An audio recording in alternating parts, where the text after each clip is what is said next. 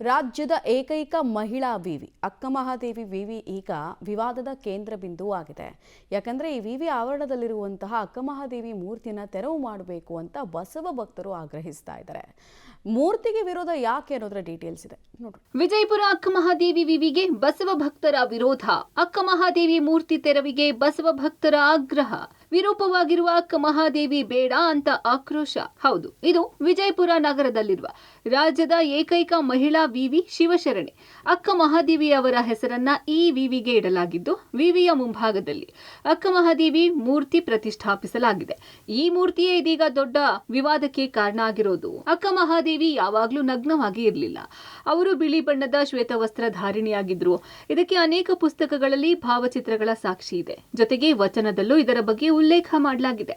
ಇಷ್ಟೆಲ್ಲ ಇದ್ರೂ ಅಕ್ಕಮಹಾದೇವಿ ಮೂರ್ತಿಯನ್ನ ಬೆತ್ತಲಾಗಿ ಪ್ರತಿಷ್ಠಾಪಿಸಿದ್ದು ಹೆಣ್ಣು ಕುಲಕ್ಕೆ ಅಪಮಾನ ಮಾಡಿದ ಹಾಗೆ ಅಂತ ಬಸವ ಭಕ್ತಿಯರು ಆಕ್ರೋಶ ವ್ಯಕ್ತಪಡಿಸಿದ್ದಾರೆ. ಅಕ್ಕಮಹಾದೇವಿ ಶ್ವೇತವಸ್ತ್ರ ಧಾರಣೆಯಾಗಿ ಸೀರೆ ಉಟ್ಕೊಂಡು ಕೂತಿದ್ದ ಮೂರ್ತಿ ಬೇಕಂತ ಹೇಳಿ ನಮ್ಮ ಹೋರಾಟದಲ್ಲಿ. ಯಾಕಂದ್ರೆ ಇದು ಮಹಿಳಾ ಕುಲಕ್ಕೆ ಅವಮಾನ ಅದ. ಆ ರೀತಿ ಇಲ್ಲೇ ಇಲ್ಲಲ್ಲ, ನಗ್ನವಾಗಿ ಇದ್ದಿದ್ದಿಲ್ಲೇ ಇಲ್ಲ. ಆ ವಚನದೊಳಗನ ಸಾಕ್ಷಿ ಅದ ರೀ, ವಚನ ಸಮೇತ ಐತಲ್ರಿ. ಅದಕ್ಕಾಗಿ ಅದು ಶ್ವೇತವಸ್ತ್ರಧಾರಣೆಯಾಗಿ ಖಂಡಿತವಾಗಿ ಆಗಲೇಬೇಕಂತ. ವಿವಿಯ ಈ ಅಕ್ಕಮಹಾದೇವಿ ಮೂರ್ತಿ ತೆರವುಗೊಳಿಸಬೇಕು. ಶ್ವೇತವಸ್ತ್ರ ಧಾರಣಿಯಾದ ಅಕ್ಕಮಹಾದೇವಿಯ ನೂತನ ಮೂರ್ತಿ ಪ್ರತಿಷ್ಠಾಪಿಸಬೇಕು ಅಂತ ಈ ಹಿಂದೆಯೇ ಬಸವ ಭಕ್ತರು ಆಗ್ರಹಿಸಿದ್ರು. 3 ತಿಂಗಳ ಹಿಂದೆ ವಿವಿಯ ಕುಲಪತಿಗಳಿಗೆ ಜಿಲ್ಲಾಧಿಕಾರಿ ಆನಂದ ಅವರಿಗೆ ಪ್ರತಿಭಟನೆ ಮೂಲಕ ಬಸವ ಭಕ್ತರು ಮನವಿ ಮಾಡಿದ್ರು. ಜೊತೆಗೆ ಮೂರ್ತಿ ಬದಲಾವಣೆಗೆ 3 ತಿಂಗಳ ಗಡುವು ನೀಡಿದ್ರು. ಆದ್ರೆ ಇದುವರೆಗೂ ಮೂರ್ತಿಯನ್ನ ಬದಲಾಯಿಸಲಾಗಿಲ್ಲ.